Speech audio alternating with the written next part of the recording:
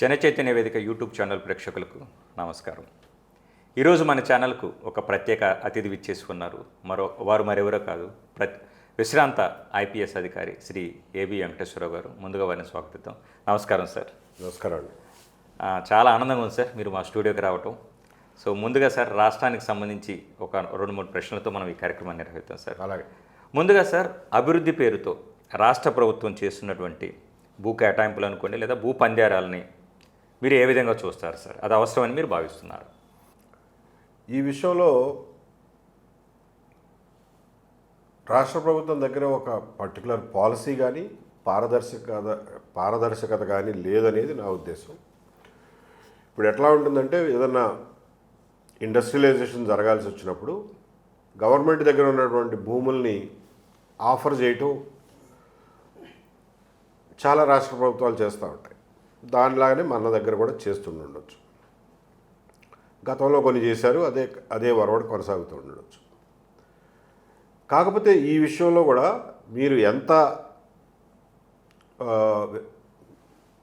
పరిశ్రమలను అభివృద్ధి చేద్దామని అనుకున్నప్పటికీ కూడా దానికి ఒక పాలసీ అంటూ పెట్టి, పాలసీని అందరికీ అందుబాటులో ఉంచి, ఈ నిబంధనలకి అనుగుణంగా, ఈ కండిషన్స్కి అనుగుణంగా ఎవరైతే రాదలుచుకున్నారో వాళ్ళు రండి అని అంటే ఒక రకంగా ఉంటుంది. కానీ మన దగ్గర జరుగుతున్నది అది కాదు. ఎట్లా ఉందంటే, ఒక ప్రాజెక్ట్ పట్టుకుని ఒకరు గవర్నమెంట్ని అప్రోచ్ అవుతారు. గవర్నమెంట్ అంటే గవర్నమెంట్లో ఎవరిని అప్రోచ్ అవ్వాలి? సెక్రటేరియట్లో వస్తే గుమాస్తా దగ్గర అప్రోచ్ అవ్వాలా, లేకపోతే మినిస్టర్ దగ్గర అప్రోచ్ అవ్వాలా, లేకపోతే చీఫ్ మినిస్టర్ ఆఫీస్లో అప్రోచ్ అవ్వాలా? ఎవరికి తెలియదు. ఒక పారిశ్రామికవేత్త ఫలానా ఆఫీస్ని అప్రోచ్ అవ్వమని చెప్పి అక్కడ ఉండదు. సో వచ్చిన తర్వాత వాళ్ళు తీసుకొచ్చిన ప్రపోజల్ని, ఈ ప్రపోజల్ తీసుకొస్తారు. ఒకటి, మేము ఇన్ని కోట్లు పెట్టుబడి పెడతాం, ఇన్ని ఉద్యోగాలు కల్పిస్తాం, మాకు ఇన్ని ఎకరాల భూమి కావాలి అని చెప్పి దాన్ని స్టేట్ ఇండస్ట్రియల్ ప్రమోషన్ బోర్డు అని ఒకటి పెట్టుకున్నారు, ఎస్ఐపిబి అని మంత్రులు వాళ్ళందరూ ఉంటారు. అందులో వాళ్ళ ముందు పెడతారంట. వాళ్ళు యాక్సెప్ట్ చేస్తే దాన్ని క్యాబినెట్లోకి తీసుకెళ్ళి క్యాబినెట్లో అప్రూవ్ చేస్తారు. నౌ ది క్వశ్చన్ ఈజ్, అసలు మీరు ఒక పాలసీ ప్రకటించకుండా ఏ ఇండస్ట్రీకి ఆ ఇండస్ట్రీ, ఏ ప్రపోజల్కి ఆ ప్రపోజల్, కేస్ బై కేస్ బేసిస్లో ప్రభుత్వ భూమిని 99 పైసలకో 99 రూపాయలకో ఇస్తాము అని అంటే అది రూల్ ఆఫ్ లా ఎలా అవుతుంది? ప్రజాస్వామికం ఎలా అవుతుంది? సరే, ఏమండి, పెద్ద పరిశ్రమలని మనం ఒక మూసలో కట్టేయలేము, ఒక పాలసీలో ఇరికించలేము అని అనుకుందాం ఫర్ ఎగ్జాంపుల్.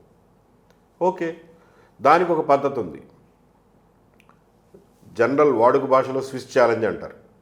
ఒక ఆయన ఒక ప్రపోజల్తో వచ్చాడు. వచ్చినప్పుడు మీరు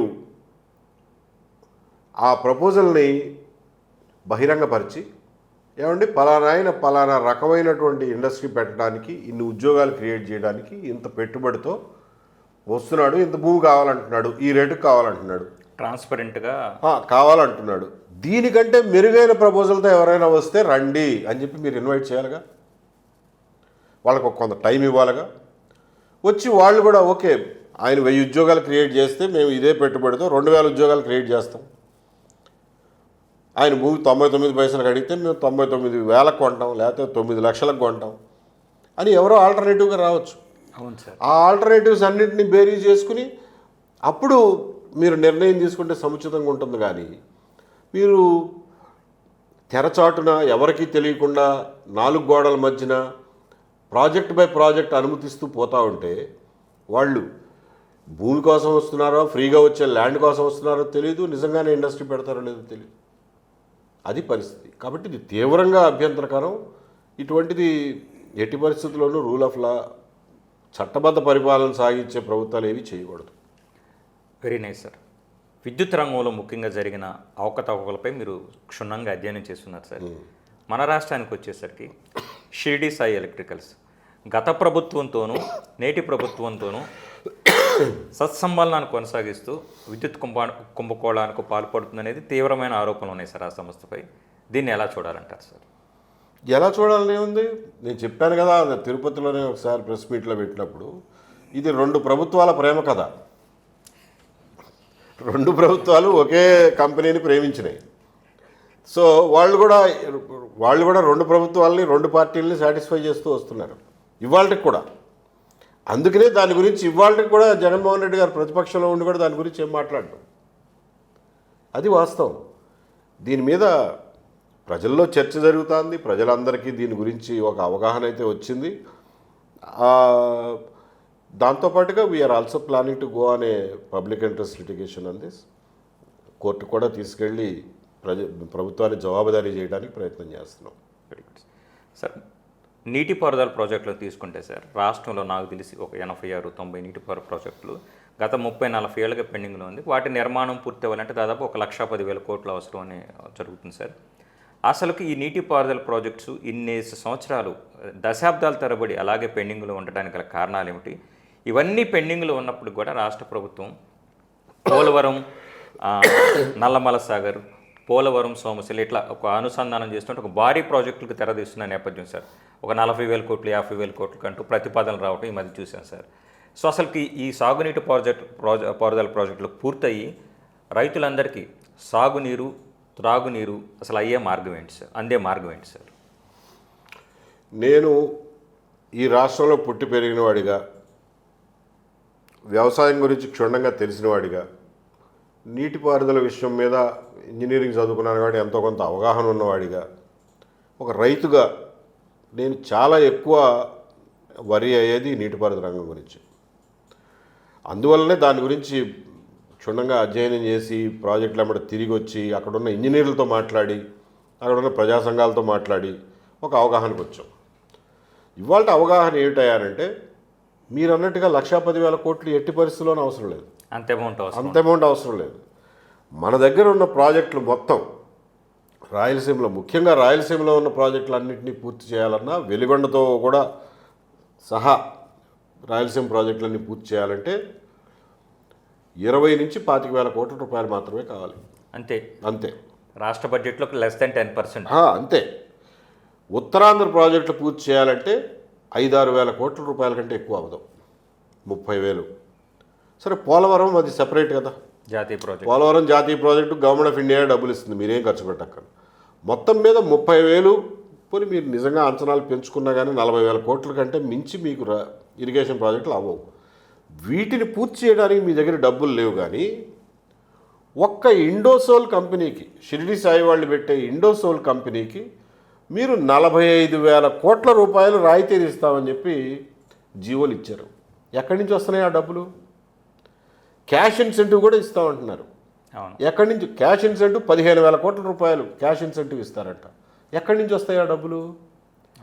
ఇరిగేషన్ ప్రాజెక్టులు కట్టడానికి మీ దగ్గర డబ్బులు లేవా? క్యాష్ ఇన్సెంటివ్ ఇవ్వడానికి, అదిగాక ఎంచుకున్న సంస్థలకి ఇన్సెంటివ్లు ఇవ్వడానికి 45,000 కోట్ల రూపాయలు మీరు జీవో రూపంలో కట్టుబడి ఉంటారా? ప్రామిస్ చేస్తారా? ఏమిటిది? మీ ప్రాధాన్యతలు ఏంటి? లక్షలాది మంది రైతులు, లక్షలాది ఎకరాలు ఇంపార్టెంటా మీకు? ఒక్క పారిశ్రామికవేత్త పెట్టే, పెడతామని చెప్పినటువంటి ఒక్క పరిశ్రమ మీకు ఇంపార్టెంటా? అవును సార్. ఈ రోజున ప్రజలు ప్రశ్నించాల్సినటువంటి అవసరం ఉంది. ప్రజలను మేము చైతన్యవంతం చేయడానికి ప్రయత్నం చేస్తున్నాం. గవర్నమెంట్లు వింటాయన్న నమ్మకం మాకేమీ లేదు. ప్రజలు చైతన్యవంతం అయితే ఇవాళ కాదు రేపైనా గవర్నమెంట్లు వెనకేం చేస్తాయనే ఆశతో చేస్తున్నాం. రెండోది, మీ దగ్గర 40,000-30,000 కోట్ల రూపాయలు పెట్టడానికి డబ్బులు లేవా? పోలవరం నుంచి నీళ్లు తీసుకెళ్ళి నల్లమల సాగర్లో పోస్తామంటారా? ఏం అవసరం? అసలు ఏం అవసరం? మీ దగ్గర అంత డబ్బు ఎక్కువ ఉంటే ముందు ఆ ప్రాజెక్టులు కంప్లీట్ చేయండి. నేను రాయలసీమ లిఫ్ట్ ఇరిగేషన్ గురించి కూడా చాలా క్లియర్గా రాయలసీమ ప్రజలకి, రాష్ట్ర ప్రజలందరికీ కూడా, రాయలసీమలో ఉన్న ప్రజా సంఘాలకి, రైతు సంఘాలకు కూడా తెలియజేసింది ఒకటే, రాయలసీమ లిఫ్ట్ ఇరిగేషన్ స్కీమ్ అనేది ఇవాళ అవసరమైన స్కీమ్ అసలు కాదు. నెంబర్ 1, నువ్వు రాయలసీమ లిఫ్ట్ ఇరిగేషన్కి 3,850 కోట్లు ఖర్చు పెడతానని చెప్పి టెండర్లు ఇచ్చి, మెగా కంపెనీకి టెండర్లు ఇచ్చి, అందులో 850 కోట్లు 950 కోట్లు ఆల్రెడీ ఖర్చు చేసేసావు వృధా. ఒక్క రూపాయి దానివల్ల ఉపయోగం లేదు. ఒక గొయ్యి దువ్వారు, వదిలేశారు. దానికి 950 కోట్లు బిల్లు చేసుకున్నారు, డబ్బులు తీసుకున్నారు, వెళ్ళిపోయారు. ఇవాళ ఇంకొక 3,000 కోట్లు ఖర్చు పెడతానని కూర్చున్నావు. నువ్వు నిజంగా Rayalaseema lift irrigation project, NGT stay ఉంది, అసలు దాన్ని ఎవడూ ముట్టుకోలేడు. ఇప్పుడు ఇవాళ ఎవరు ముట్టుకోలేరు. ఆ స్టే తొలగించేదాకా అది వేరే విషయం. నువ్వు రాజకీయ కోణంలో మాట్లాడినా సరే 3,000 కోట్లు ఇంకొక 3,000 కోట్లు మెగా కంపెనీకి ఇవ్వటం కోసం మీ మీ మీ నాయకులందరూ ఇవాళ ధర్నా చేస్తారా పోతిరెడ్డిపాడు కాడ? అంటే మెగా కంపెనీకి డబ్బులు ఇచ్చుకోవడం కోసం మీరు ధర్నా చేస్తారా? నిజంగానే రాయలసీమ లిఫ్ట్ ఇరిగేషన్ కట్టి నీళ్లు తెచ్చి పోసావండి, బనకచర్ల వరకు వెళ్ళినాయి. ఏం చేసుకుంటావు ఆ నీళ్లు? ఎక్కడికి వెళ్తున్నాయి ఆ నీళ్లు? ఆ నీళ్లను వాడుకోవడానికి కింద ప్రాజెక్టులు కట్టావా? కట్లా. ఎక్కడికి వెళ్ళాలి? గాలేరు నగర్కి వెళ్ళాలి. గాలేరు నగర్ నువ్వు అసలు కడప జిల్లాని దాటించలా, గండికోటలో తీసుకొచ్చి పోస్తున్నావు. కడప జిల్లా పొడుగునా ఉన్న 150 కిలోమీటర్ల కాలువ తవ్వలా నువ్వు. నీ దగ్గర నిజంగా 3,000 కోట్లుంటే ముందు ఆ కాలువ తవ్వు, గ్రావిటీ ద్వారా వచ్చే నీళ్లను ఉపయోగించుకుందాం. నిజంగా మనం ఎండిపోయినాడు, కడుపు ఎండిపోయినాడు, రాయలసీమ లిఫ్ట్ ఇరిగేషన్ ఎన్జిటి దగ్గర నుంచి స్టే వెకేట్ చేయించుకుని తెచ్చుకుంటావో, ప్రాణం మీదకి వచ్చినప్పుడు వాళ్ళని బతిమాలుకుంటావు, అది వేరే విషయం. అది చెయ్యకుండా మీకు హాస్యాస్పదం ఇది. అంటే మెగా కంపెనీకి డబ్బులు ఇప్పించడం కోసం నువ్వు రాజకీయంగా దాన్ని పోతిరెడ్డిపాటి దగ్గర ధర్నా చేస్తావు. నువ్వు ఉన్నప్పుడు గాలేరు నగర్ పూర్తి చేయాల, ఇవాళకి కూడా గాలేరు నగర్ పూర్తి చేయమని నువ్వు డిమాండ్ పెట్టట్లా, రాయలసీమ లిఫ్ట్ మీద డిమాండ్ పెడుతున్నావు. ఇది పరిస్థితి. 2 ప్రభుత్వాలు చేస్తున్నటువంటి దుర్మార్గం ఇది. ఇటీవల కూడా చూసాం సార్, వెలిగొండ ప్రాజెక్ట్ మీద మేము ఆ ప్రాజెక్ట్ని సందర్శించడం జరిగింది. ఆ ప్రాజెక్ట్ పూర్తవ్వాలంటే నాకు తెలిసి 3,500-4,000 వేల కోట్లు అయితే అయిపోతుంది. బడ్జెట్లో కేవలం 500 కోట్లు కేటాయించారు. ఈ సంవత్సరం చివరికల్లా పనులు పూర్తవుతాయని చెప్పి మన వ్యవసాయ శాఖ మంత్రి నిమ్మల రామానాయుడు గారు ప్రకటించడం, ఇది పూర్తిగా అవాస్తవాలను తెలియజేయడం లాంటిదే సార్. మన బడ్జెట్ ఇంకా రాలేదుగా. గత బడ్జెట్లో గత బడ్జెట్లో పెట్టింది ఏ మూలకి సరిపోదు. అదే సార్, అది సరిపోదు. ఈ బడ్జెట్లో ఎంత పెడతారో అని చూస్తున్నాం సార్. మీకు వెలిగొండలో అప్రోచ్ ఛానల్, ఇప్పుడు శ్రీశైలం బ్యాక్ వాటర్ అండి, శ్రీశైలం బ్యాక్ వాటర్ నుంచి సొరంగం తవ్వి నీళ్లు మన వైపుకి వస్తాయి. అవును. ఆ సొరంగం దాదాపుగా పని పూర్తి అవ్వచ్చిందని, రెండోది పూర్తి వస్తుంది, కొద్దిగా పని ఉంది, అది అయిపోతుంది. సరే, సొరంగంలోంచి నీళ్ళు వచ్చినాయి. ఆ నీళ్ళని చాలా దూరం, ఎన్నో కిలోమీటర్లు ఉంది, 30, 40, 50 కిలోమీటర్లో ఉంది, కాలువ ద్వారా తీసుకెళ్ళి వెలిగొండ నింపాలి. ఈ కాలువ కట్టడానికి ఇంకో 400 కోట్లు కావాలి. ఆల్రెడీ ఒకసారి కట్టారు, తవ్వారు, పూడికిపోయింది, వాడకపోయేసరికి పూడిపోయింది, గట్లని కొట్టుకుపోయింది. ఆ కాలువను పునర్నిర్మించాలంటే 400 కోట్లు కావాలి. ఓకే, అదొకటి. రెండోది, వెలిగొండలో కొన్ని వేల మంది నివాసం ఉంటున్నారు, వాళ్ళ భూములు ఉన్నాయి, వాళ్ళందరికీ R&R ఇవ్వాలి. R&R ప్యాకేజీ గవర్నమెంట్ చెప్పిన లెక్కల ప్రకారం దాదాపు 900 కోట్ల రూపాయలు R&Rకే కావాలి. భూ నిర్వాసితులకు నువ్వు డబ్బు ఇవ్వకుండా నీళ్లు తెచ్చి ఎట్లా పెడతావు అక్కడ? వాళ్ళ ముందు ఖాళీ చేయించుకోవడం నీళ్లు తేలేవు కదా. అంటే ఈ 1000 కోట్లు నీకు తప్పదు. సరే, నీళ్లు తెచ్చావు, రిజర్వాయర్ నింపావు. ఆ రిజర్వాయర్ నీళ్లను మీరు బద్వేలు, పోరుమామిళ్ళ దాకా తీసుకెళ్ళాలి. ఇటువైపున మార్కాపురం వైపున కాలువలు తవ్వాలి, పంట కాలువలు తవ్వాలి. అందులో ఇంకొకటి ప్యాకేజ్ 11 అని చెప్పి అక్కడ రైతులు కొంతమంది మమ్మల్ని కూడా ఇంక్లూడ్ చేయమని అంటున్నారు, అది కూడా చేయాలి. ఇవన్నీ చేయాలంటేనండి మీకు వెలిగొండ పూర్తి చేయడానికి 4,500 నుంచి 5,000 కోట్ల రూపాయలు ఖర్చు అవుతాయి. అయినా సరే ఇట్ ఈజ్ వర్త్ ఇట్. ఎందుకు అంటున్నామంటే 4.5 లక్షల ఎకరాలు సాగవుతాయి. అంతేకాకుండా దాదాపు 20 లక్షల మంది ప్రజలకు తాగడానికి నీళ్ళు వస్తాయి. ఫ్లోరోసిస్ బాధపడే ప్రజలకు నీళ్ళు వస్తాయి. ఇంత ఇంపార్టెంట్ ప్రాజెక్టులో 5,000 కోట్లు ఖర్చు పెట్టడానికి నీ దగ్గర డబ్బులు లేని నాడు నువ్వు మళ్ళా అదే నల్లమల సాగర్కి పోలవరం నుంచి నీళ్లు తీసుకెళ్తారంటారా? ఎవరిని మభ్య పెడుతున్నారు? ఎవరిని మోసం చేస్తున్నారు మీరు? సార్, ప్రస్తుతం రాష్ట్రంలో పరిస్థితిని కనుక మనం గమనిస్తే సార్, ఘర్షణ పూరితమైన వాతావరణం నెలకొని ఉంది అన్నట్టు ఎలాంటి సందేహం లేదు సార్. మనం చూస్తున్నాం సార్. ఈ నేపథ్యంలో సార్, ముఖ్యంగా పోలీసు వ్యవస్థ మీద వస్తున్నటువంటి విమర్శలు ఏంటంటే, పోలీసులు ఏకపక్షంగా వ్యవహరిస్తున్నారు, అధికార పక్షానికి కొమ్ముగా వస్తున్నారు, బాధితులనే నిందితులుగా మార్చే ప్రయత్నాలు జరుగుతున్నాయి అనేది విమర్శలు వినిపిస్తున్నాయి సార్. ఈ నేపథ్యంలో సార్, అంతర్గతంగా అంతర్లీనంగా ఎంతో పటిష్టంగా ఉన్నటువంటి పోలీస్ వ్యవస్థ, ముఖ్యంగా ఆంధ్రప్రదేశ్ పోలీస్ వ్యవస్థ నిష్పక్షపాతంగా విధులు నిర్వహించాలంటే ఎలాంటి వాతావరణం కావాలని మీరు భావిస్తున్నారు సార్? పోలీస్ వ్యవస్థ నిష్పక్షపాతంగా విధులు పాటించడానికి ఏం కష్టపడక్కర్లా, అన్ని చట్టాలు ఉన్నాయి, దే ఆర్ ఆల్ ట్రైన్డ్, వాళ్ళకి పని ఎట్లా చేయాలో తెలుసు. పోలీసు ఉద్యోగం చేయడం వాళ్ళు ఏం కొత్తగా నేర్పక్కర్లా. నడిపించే వాళ్ళు సరైన వాళ్ళు ఉండాలి, వాళ్ళకి సరైనటువంటి మార్గదర్శనం చేయాలి. అది ఎక్కడి నుంచి వస్తుంది? రాజకీయ నాయకుల నుంచి వస్తుంది. రాజకీయ నాయకులు కరెక్ట్గా పని చేపిస్తే వాళ్ళు పని చేయడానికి ఎప్పుడూ సిద్ధంగానే ఉంటారు. మీరు నిష్పక్షపాతంగా ఒక పక్కన పని చేయటం లేదు, రెండోది అసలు చేయాల్సిన పనులు చేయటం లేదు. ఇప్పుడు 2019లో రాజకీయ వాతావరణం మారిందండి, రాజకీయ సంస్కృతి మారింది.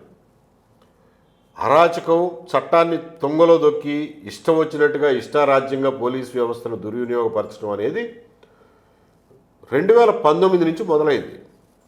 సరే, ఆయన 5 ఏళ్ళు చేశాడు, దానికి తగిన రాజకీయ మూల్యం చెల్లించుకున్నాడు.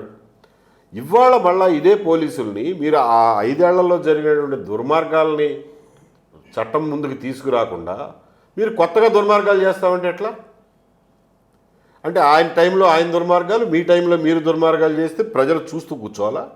ఇది పద్ధతి కాదు. కాబట్టి పోలీస్ డిపార్ట్మెంట్ ముందు 5 ఏళ్లలో జరిగిన దుర్మార్గాల్ని ఎండగట్టి వాటిని చట్టం దృష్టికి తీసుకొచ్చి రికార్డు మీదకి తీసుకొచ్చి వాళ్ళకి శిక్ష పడేలాగా చేస్తే చట్టం అంటే ఎవరికన్నా భయం ఉంటుంది. ఇవాళ ఎవరికీ భయం లేకుండా పోయింది. ఇది పరిస్థితి. పోలీస్ డిపార్ట్మెంట్ సరిచేయడానికి లేదా దాన్ని పూర్తి స్థాయిలో పనిచేయించడానికి 2-3 నెలల కంటే ఎక్కువ పట్టదు. అంతే సార్. అంతే. కాకపోతే ఇది పాలకుల నుంచి రావాలి. పాలకుల నుంచి రావాల్సింది. చివరిసారిగా సార్, మన దేశ రాజకీయాలకు సంబంధించి మరొక ప్రశ్న సార్. ఇంత భిన్నమైన వైవిధ్యం, భిన్నత్వం నేపథ్యం కలిగినటువంటి భారతదేశంలో దేశ సమగ్రతను కాపాడేందుకు గాను దామాషా ఎన్నికల విధానం ఏ మేరకు దోహదపడుతుందని మీరు భావిస్తున్నారు సార్? నా ఉద్దేశంలో ఈ రోజున దేశంలో ఉన్న భిన్నత్వం, డైవర్సిటీ ఏదైతే ఉందో, ఇన్ని భాషలు మాట్లాడేవాళ్ళు, ఇన్ని మతాలు, ఇన్ని కులాలు, ఇన్ని ప్రాంతాలు, ఇన్ని రకరకాల ఐడెంటిటీస్ ఉన్నటువంటి మన ప్రజల్ని ఒక గంపగుత్తగా చేయడం కోసం, వాళ్ళని వర్టికల్గా పోలరైజ్ చేయడం కోసం నానా తిప్పలు పడుతున్నారు. ఏంటి, ఒకళ్ళు మతం అని తీసుకొస్తారు, ఇంకొకళ్ళేమో కులం అని చెప్పి తీసుకొస్తారు. కొన్ని రాష్ట్రాల్లో కులాల పేరు మీద, కొన్ని రాష్ట్రాల్లో మతాల పేరు మీద ఇట్లా ప్రజల్ని వర్టికల్గా విభజించడానికి ప్రయత్నం చేస్తారు. ప్రాంతీయ విభేదాలు సృష్టిస్తారు. ఇవన్నీ లేకుండా అన్ని వర్గాల ప్రజలకి వాళ్ళ గొంతు వినిపించుకోవడానికి ప్రజాస్వామ్యంలో ఈక్వల్ భాగస్వాములు అనే ఫీలింగ్ రావడం కోసం దామాషా పద్ధతిని ఎన్నికలు జరగడం తప్ప ఇంకొక మార్గం లేదు. దామాషా పద్ధతిలో ఎన్నికలు జరగని నాడు ఈ దేశం సమగ్రంగా ఎల్లకాలం ఉంటుందన్న నమ్మకం నాకైతే లేదు. ధన్యవాదాలు సార్. మా జనచైతన్య వేదిక యూట్యూబ్ ఛానల్కి వచ్చి పలు అంశాల పట్ల మీ స్పందనను చాలా నిర్మోహమాటంగా తెలియజేసినందుకు గాను మీకు ధన్యవాదాలు సార్. Thank you.